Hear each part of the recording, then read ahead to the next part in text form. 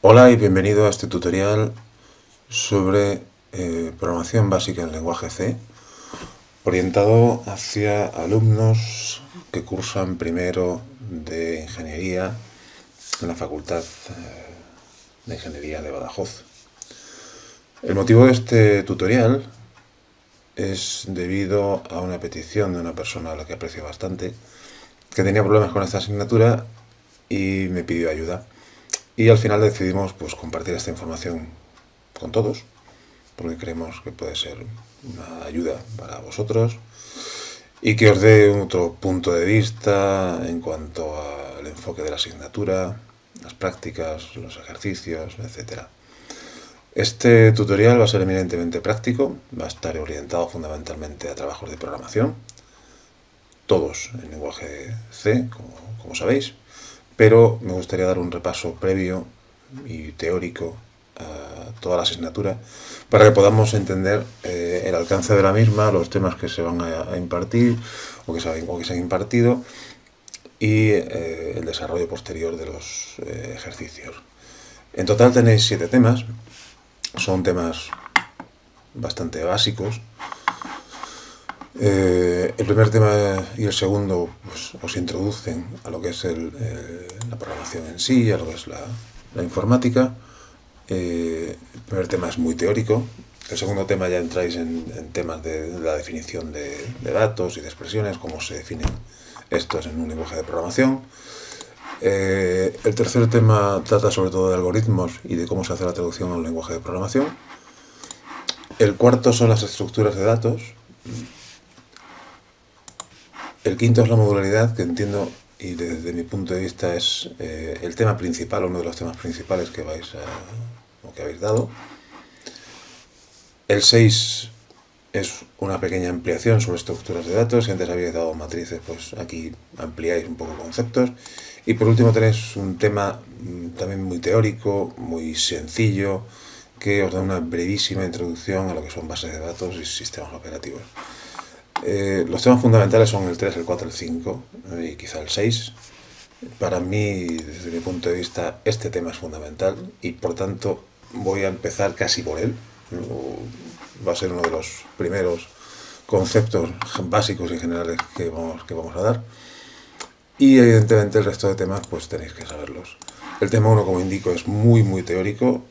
Si queréis damos un repaso muy breve a este tema para que sepáis de qué va todo esto y entendáis el motivo y el porqué de la programación, el por qué se utilizan máquinas programables. Entendamos que lo que estáis utilizando ahora mismo, lo que tenéis delante de vosotros, es un ordenador, que es una máquina eminentemente programable. Todo lo que hace el ordenador lo hace porque alguien le ha dicho cómo tiene que hacerlo y de qué forma tiene que hacerlo. Y básicamente una máquina de este tipo consiste en este gráfico que tenéis aquí, que es, digamos, una representación de lo que Alan Turing en los años 30 definió y que fue el primero, supongo. La película en definitiva se llama The Imitation Game, supongo que algunos la habréis visto, trataba sobre el desciframiento de la máquina criptográfica Enigma alemana de la Segunda Guerra Mundial. Bueno, es interesante, la podéis ver si queréis. Y continuando con nuestro tema, pues deciros que este esquema de ordenador o de máquina programable se basa justamente en la máquina de Turing, donde siempre vamos a tener unos datos de entrada, vamos a tener algo que procesa esos datos y vamos a tener una salida como resultado. Ese algo que procesa, la gracia que tiene o la ventaja que tiene es que es programable, es decir, podemos determinar qué va a hacer la máquina en función de un programa. Podríamos decir que una calculadora, por ejemplo, funciona de una forma parecida. La diferencia es que la calculadora no es programable, tiene unas funciones preestablecidas y solamente puede hacer eso. Un ordenador o una máquina programable no tiene ninguna función preestablecida y puede hacer, vamos a decir, cualquier cosa. Precisamente ese cualquier cosa va a ser un algoritmo, o va a estar basado en un algoritmo que no es más que una secuencia de instrucciones que van a procesar una información y que van a hacer que esta máquina, como decía Alan Turing, cambie de estado. Bien, el tema os habla de la metodología de la programación. ¿En qué consiste esto? Básicamente toda la asignatura, todo lo que estáis, todo lo que vais a dar y todos los ejercicios y todas las prácticas consisten en resolver problemas. Os ponen un problema y tenéis que diseñar algo para que el ordenador resuelva ese problema. Esto es lo que se llama metodología, ¿vale? Básicamente lo que tenemos que hacer es analizar el problema, evidentemente. En este sentido, tenéis que pensar en ser muy metódicos, en dividir el problema en pequeños trozos, en hacerlo siempre de fuera hacia adentro. Eso lo veremos luego en el capítulo de modularidad, que no me sale, para posteriormente diseñar un algoritmo, un esquema, donde podamos determinar cómo se va a solucionar el problema de una forma genérica y posteriormente hacer una traducción a un lenguaje de programación. En este caso es el C, pero existen multitud de lenguajes de programación. Se ha escogido este porque es un lenguaje universal, porque es un lenguaje que está muy probado, porque es un lenguaje que funciona prácticamente en cualquier máquina. No hablamos ya de cualquier ordenador, sino de cualquier máquina. Un programa de C se puede hacer para un ordenador en Windows, en Mac, para un teléfono móvil, ya sea Android, ya sea iOS, para un microcontrolador, para una Raspberry, para un Arduino, para cualquier cosa. O sea, C funciona en cualquier cosa. Ese es el motivo por el que estoy dando C, porque es un lenguaje absolutamente universal y además del cual parten prácticamente todos los demás. El lenguaje C es bueno, el más originario. Bien, si volvemos al esquema y vamos al análisis de un problema, es evidente que tenemos que definir qué datos vamos a tener de entradas, tenemos que definir cuál va a ser la salida, cuál va a ser el resultado y tenemos que definir cómo se va a procesar esa información dentro, que es lo que tenemos en esta parte del análisis del problema, ¿vale? Cómo se identifica el dato, su descripción, o sea, qué va a ser, y eso es importante. Procurad en los programas no llamar a las cosas de forma inconexa con lo que sería el problema. Es decir, si yo tengo un dato que es importe, pues llamémosle importe, no lo llamemos i, porque no va a indicar nada. Aquí se habla de las restricciones, es muy importante este tema. Vamos a decir que en un programa no todos los datos valen y tenemos que discriminar aquellos datos que son correctos de los que no, sobre todo en la entrada. Y es muy importante, porque de esta forma vamos a evitar que el programa llegue a un punto donde tenga un estado indefinido, donde no sea capaz de continuar porque los datos de entrada no son buenos. Es lo peor que nos puede pasar, que el programa, como se suele decir, se cuelgue. Tengo un problema en tiempo de ejecución. Por tanto, hay que tener muy en cuenta qué datos van a ser los válidos y qué datos van a ser los inválidos. Desde el punto de vista teórico tenéis mucha literatura en la máquina de Turing, os explica todo esto perfectamente, os explica que el conjunto de datos de entrada tiene que ser siempre un conjunto finito, ¿vale? No puede ser cualquier cosa, tienen que estar definidos y bueno, podéis profundizar todo lo que queráis. Aquí, bueno, ponemos una serie de ejemplos y pasamos a la fase del algoritmo. El algoritmo en principio lo vais a poder hacer de una forma descriptiva, de una forma en lenguaje natural, es decir, tal y como está escrito aquí.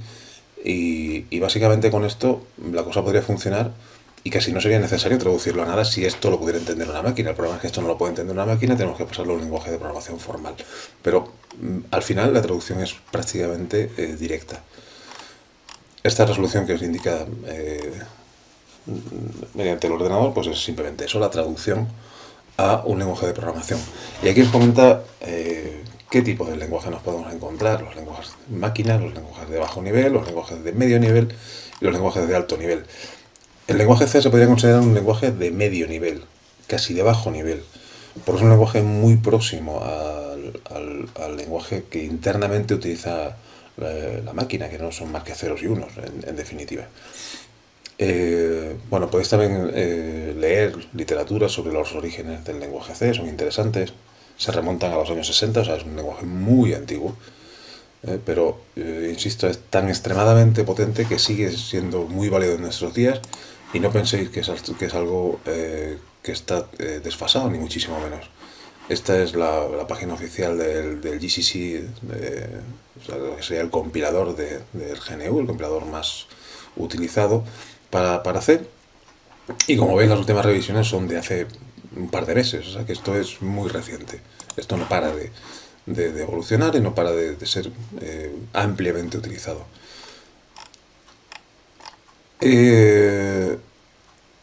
Lo que estamos haciendo con un lenguaje de programación es utilizar un lenguaje, vamos a decirlo, vamos a repetirlo, que la máquina posteriormente pueda entender. La máquina no va a entender el lenguaje tal cual, el programa tal cual lo vamos a escribir, sino que vamos a necesitar que algo se lo traduzca a su propio lenguaje, un lenguaje que es interno y que nosotros no tenemos por qué conocer. Ese dispositivo, ese invento que se va a utilizar para que la máquina pueda entender el lenguaje que estamos utilizando se suele llamar compilador. El compilador lo que nos hace es traducir las instrucciones de nuestro lenguaje a otras instrucciones que la máquina va a poder entender.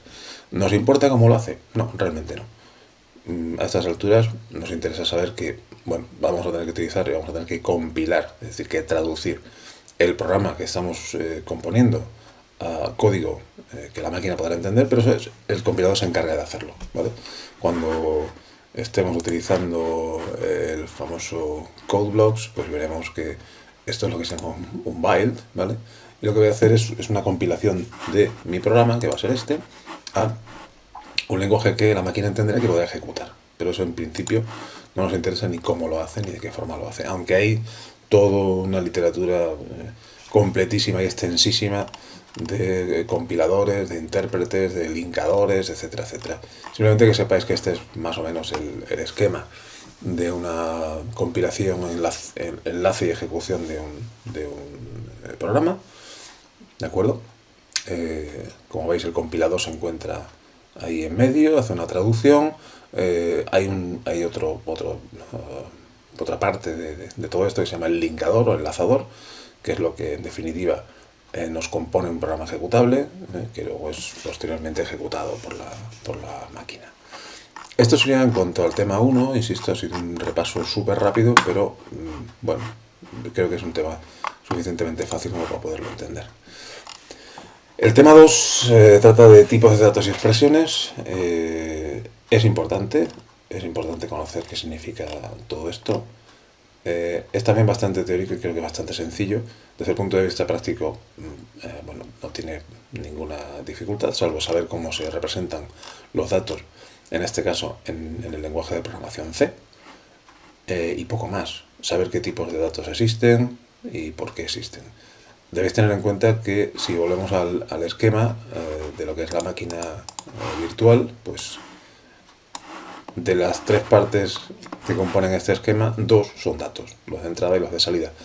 Amén de datos que se van a utilizar internamente, que no van a ser ni de entrada ni de salida, sino que los tendremos dentro y que los usaremos de forma temporal. Por tanto, los datos son algo absolutamente esencial en la programación.